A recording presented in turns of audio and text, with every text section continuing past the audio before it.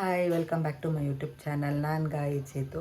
So ಇವತ್ತು ಒಂದು 9 days ಆಗಿದೆ, 8 ಡೇಸ್ ಆಗಿದೆ. ಪಾಪುಗೆ ಚೆಕಪ್ ಕರ್ಕೊಂಬರೋಕ್ಕೆ ಹೇಳಿದರು. ಆ್ಯಂಡ್ ENT ಟೆಸ್ಟ್ ಎಲ್ಲ ಮಾಡಿಸ್ಬೇಕಾಗಿತ್ತು. ಅವನಿಗೆ ಚೆಕಪ್ ಇದೆ ಇವತ್ತು. ಸೊ ಹಾಗಾಗಿ ಇವಾಗ ಹಾಸ್ಪಿಟ್ಲಿಗೆ ಹೊರಟಿದ್ದೀವಿ. ಆ್ಯಂಡ್ ನನಗೂ ಕೂಡ ಇನ್ನೂ ಸ್ಟಿಚಸ್ ಎಲ್ಲ ಏನು ಬಿಚ್ಚಿಲ್ಲ, ಅದೆಲ್ಲ ಸ್ವಲ್ಪ ಪೇಯ್ನ್ ಆಗೇ ಇದೆ. ಅದನ್ನು ಕೇಳಬೇಕು. ಆ್ಯಂಡ್ ಸ್ಟಿಚಸ್ ಎಲ್ಲ ಬಿಚ್ಚಿಸ್ಕೋಬೇಕು.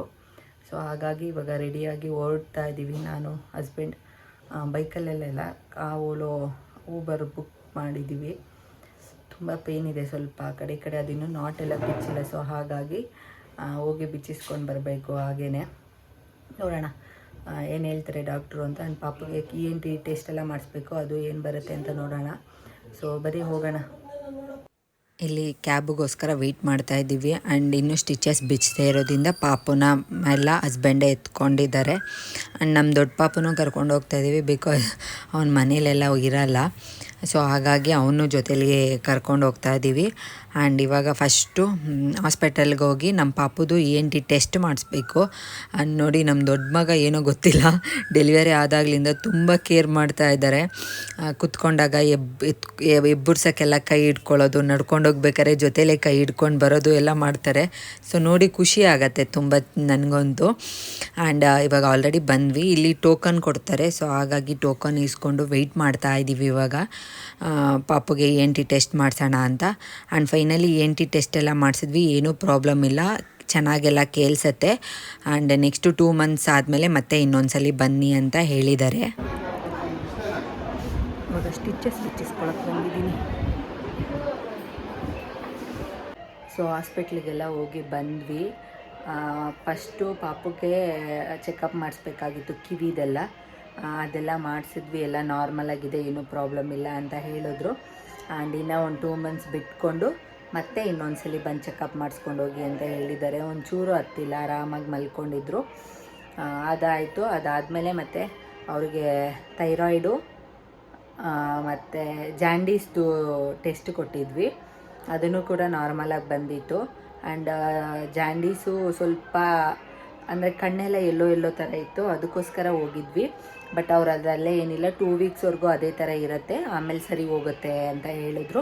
ಸೊ ಜಾಂಡೀಸ್ದು ಏನೂ ಪ್ರಾಬ್ಲಮ್ ಇಲ್ಲ, ಸ್ವಲ್ಪ ಜಾಸ್ತಿ ಫೀಡ್ ಮಾಡ್ತಾಯಿರಿ ಅವಾಗ ಸರಿ ಹೋಗುತ್ತೆ ಬೇಗ ಅಂತ ಹೇಳಿದ್ದಾರೆ. ಸೊ ಪಾಪುದೆಲ್ಲ ಕ್ಲಿಯರ್ ಆಯಿತು, ಏನೂ ಪ್ರಾಬ್ಲಮ್ ಇಲ್ಲ ಅಂತ ಹೇಳಿದ್ರು. ಆ್ಯಂಡ್ ನೆಕ್ಸ್ಟು ನನಗೆ ಸ್ಟಿಚಸ್ ಎಲ್ಲ ಇನ್ನೂ ಹಂಗೆ ಇತ್ತು, ಬಿಚ್ಚಿದ್ದಿಲ್ಲ. ಸೊ ಅದು ಚೆಕಪ್ ಎಲ್ಲ ಮಾಡಿಸ್ಬೇಕಾಗಿತ್ತು. ಮತ್ತೆ ಹೋಗಿ ಡಾಕ್ಟ್ರ್ ಹತ್ರ ಚೆಕಪ್ ಎಲ್ಲ ಮಾಡಿಸ್ಕೊಂಡು ಅದೇನು ಸ್ಟಿಚಸ್ ಎಲ್ಲ ಇದೆಯಲ್ಲ ಅದನ್ನೆಲ್ಲ ಬಿಚ್ಚಿಸ್ಕೊಂಡು ಬರೋಣ ಅಂತಲೂ ಹೋಗಿದ್ವಿ. ಎಲ್ಲ ಒಂದೇ ಸಲ ಮಾಡಿಸ್ಕೊಂಡು ಬಂದುಬಿಡೋಣ ಅಂತ.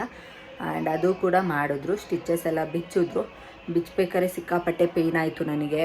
ಬಿಕಾಸ್ ಅದು ಸಿಂಗಲ್ ಹಾಕಿದ್ರು ಅಂತ ಹೇಳಿದ್ರು ಅವರು. ಸಿಕ್ಕಾಪಟ್ಟೆ ಪೇಯ್ನ್ ಆಯಿತು.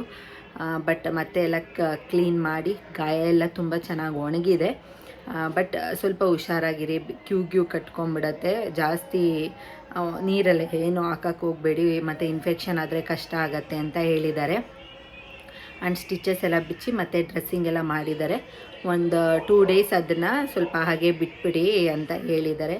ಆ್ಯಂಡ್ ಮತ್ತೆ ಇವತ್ತೂ ಪೇಯ್ನ್ ಇಂಜೆಕ್ಷನ್ ಕೊಟ್ಟರು, ಪೇಯ್ನ್ ಕಿಲ್ಲರ್ ಇಂಜೆಕ್ಷನು. ಸೊ ಇವಾಗ ಸ್ವಲ್ಪ ಪರವಾಗಿಲ್ಲ ನನಗೆ, ಆ ಪೇಯ್ನ್ ಎಲ್ಲ ಕಮ್ಮಿ ಇದೆ. ಬಿಕಾಸ್ ನನಗೆ ಆ ಸ್ಟಿಚಸ್ ಇರಬೇಕಾದ್ರೆ ಲೆಫ್ಟು ರೈಟು ಟರ್ನ್ ಆಗೋಕ್ಕೆ ಆಗ್ತಿದ್ದಿಲ್ಲ, ಅಷ್ಟು ಪೇಯ್ನ್ ಆಗೋದು. ಯಾಕಂದರೆ ಅದು ಗಂಟು ಹಾಕಿರ್ತಾರಲ್ಲ ಸೈಡಲ್ಲಿ, ಅದು ಹಾಗೇ ಇತ್ತು. ಬಟ್ ಇವಾಗ ಬಿಚ್ಚಿರೋದ್ರಿಂದ ಸ್ವಲ್ಪ ನನಗೆ ಆರಾಮ ಅನಿಸುತ್ತೆ, ಏನೂ ಪ್ರಾಬ್ಲಮ್ ಇಲ್ಲ.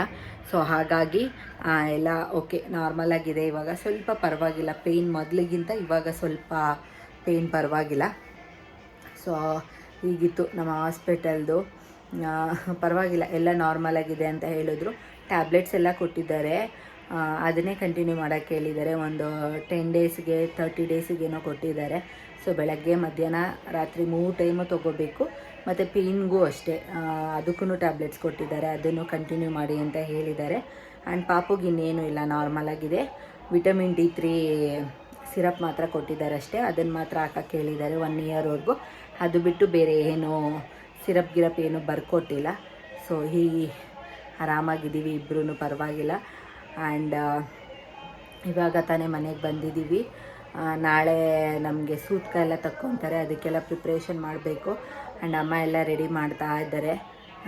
ನೋಡೋಣ ಅದನ್ನು ಎಲ್ಲ ಇವತ್ತು ಎಲ್ಲ ರೆಡಿ ಮಾಡಿಕೊಂಡ್ರೆ ನಾಳೆ ಸೂತ್ಕ ತಕ್ಕೊಳ್ಳೋಕ್ಕೆಲ್ಲ ಸರಿ ಹೋಗುತ್ತೆ ಅಂತ ಹೇಳ್ತಾಯಿದ್ರು.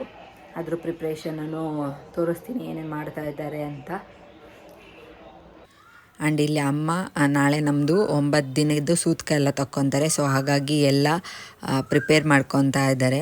ಆ್ಯಂಡ್ ನನಗೆ ಬಾಣಂತಿ ಊಟ ಅಂದರೆ ರೈಸು ಮತ್ತು ಫುಲ್ ಬೇಳೆ ಸಾಂಬಾರು ಥರ ಮಾಡ್ತಾರೆ ನಮ್ಮ ಕಡೆ. ಇದೇನೇ ಕೊಡೋದು, ಬೇರೆ ಐಟಮ್ಸ್ ಎಲ್ಲ ಏನೂ ಕೊಡಲ್ಲ. ಆ್ಯಂಡ್ ಪೂಜೆಗೆ ಅಂತ ನಾಳೆ ಸೂತ್ಕ ಎಲ್ಲ ತಗೊತೀವಲ್ಲ, ಅದಕ್ಕೆ ಅಂತ ನಮ್ಮಮ್ಮ ಇಲ್ಲಿ ಬಾಣಂತಿ ಸಾಮಾನೆಲ್ಲ ತೊಗೊಂಡು ಬಂದಿದ್ದಾರೆ. ಇದು ಹೊಗೆಗೆಲ್ಲ ಹಾಕ್ತಾರೆ ನಮ್ಮ ಕಡೆ. ಸೊ ಹಾಗಾಗಿ ಆ್ಯಂಡ್ ಏನೇನಿದೆ ಅಂತ ನೋಡ್ತಾ ಇದ್ದೆ ಇಲ್ಲಿ. ಇದರಲ್ಲಿ ಪ್ಯಾಕೆಟಲ್ಲಿ ಜಾಯಿಕಾಯಿ, ತೇಯದು ಆ ಥರದ್ದೆಲ್ಲ ಕೆಲವೊಂದು ಐಟಮ್ಸ್ ಎಲ್ಲ ಇತ್ತು. ಇನ್ನೂ ಕೆಲವೊಂದು ಗೊತ್ತಿಲ್ಲ ನನಗೆ ಅದು ಯಾವ್ಯಾವ ಐಟಮ್ಸ್ ಏನು ಅಂತ. ಸೊ ಹಾಗಾಗಿ ಅದೆಲ್ಲ ಇತ್ತು ಇದರೊಳಗಡೆ. ಇಲ್ಲಿ ಬಲ್ಮುರಿ ಇಡ್ಮುರಿ ಕಾಯಿ ಅಂತ ಹೇಳ್ತಾರೆ. ಅದನ್ನು ನಮ್ಮ ಕಡೆ ನಾವು ಮಕ್ಕಳು ಮಲ್ಕೊತಾರಲ್ಲ ತೊಟ್ಲಿಗೆ ಕಟ್ತೀವಿ. ಸೊ ಅದನ್ನು ಮೇಯ್ನಾಗಿ ಬೇಕಾಗಿತ್ತು ನನಗೆ. ಅದನ್ನು ಇಸ್ಕೊಂಡು ಬರೋಕ್ಕೆ ಹೇಳಿದೆ. ಆ್ಯಂಡ್ ಸಪ್ರೇಟಾಗಿ ಅದನ್ನು ಇಸ್ಕೊಂಡು ಬಂದಿದ್ದಾರೆ ಅಮ್ಮ. ಸೊ ನಾಳೆಗೆಲ್ಲ ಪ್ರಿಪೇರೇಷನ್ ನಡೀತಾ ಇದೆ. ಬಿಕಾಸ್ ಇವತ್ತೇ ಮಾಡಿಟ್ಕೊಂಡ್ರೆ ನಾಳೆಗೆಲ್ಲ ರೆಡಿ ಆಗೋಕ್ಕೆ ಸರಿ ಹೋಗೋದು. ಆ್ಯಂಡ್ ಇದೊಂದು ಪುಟಾಣಿ ವ್ಲಾಗು ಹೀಗಿತ್ತು ನಮ್ಮ ಹಾಸ್ಪಿಟಲು. ಏನೂ ಪ್ರಾಬ್ಲಮ್ ಇಲ್ಲ ಅಂತ ಹೇಳಿದ್ದಾರೆ ಇಬ್ರಿಗೂ ಅಷ್ಟೇ. ಆ್ಯಂಡ್ ನನಗೂ ಸ್ಟಿಚಸ್ ಎಲ್ಲ ಬಿಚ್ಚಿದ್ದಾರೆ, ಪೇಯ್ನ್ ಇಂಜೆಕ್ಷನ್ ಎಲ್ಲ ಕೊಟ್ಟಿದ್ದರು. ಆರಾಮಾಗಿದ್ದೀವಿ ಇವಾಗ ಇಬ್ಬರೂ. ಆ್ಯಂಡ್ ಈ ವಿಡಿಯೋನ ಕೊನೆವರೆಗೂ ನೋಡಿದ್ದಕ್ಕೆ thank you so much. And ಯಾರೆಲ್ಲ ಇನ್ನೂ ನನ್ನ ಚಾನಲ್ನ ಸಬ್ಸ್ಕ್ರೈಬ್ ಆಗದೆ ನೋಡ್ತಾ ಇದ್ದೀರಾ, ಪ್ಲೀಸ್ ಸಬ್ಸ್ಕ್ರೈಬ್ ಮಾಡ್ಕೊಳ್ಳಿ. ಆ್ಯಂಡ್ ಪಕ್ಕದಲ್ಲೇ ಕಾಣೋ ಬೆಲ್ ಐಕನ್ನ ಕ್ಲಿಕ್ ಮಾಡಿ. ಆ್ಯಂಡ್ ಈ ವಿಡಿಯೋ ಇಷ್ಟ ಆದರೆ ಗೊತ್ತಲ್ಲ, ಲೈಕ್ ಮಾಡಿ, ಶೇರ್ ಮಾಡಿ, ಕಮೆಂಟ್ ಮಾಡಿ. ಆ್ಯಂಡ್ ಈ ವಿಡಿಯೋನ ಇಲ್ಲಿಗೆ ಎಂಡ್ ಮಾಡ್ತೀನಿ. ಮತ್ತೆ ಹೊಸ ವಿಡಿಯೋದಲ್ಲಿ ಸಿಗ್ತೀನಿ. ಟೇಕ್ ಕೇರ್, ಬಾಯ್ ಬಾಯ್.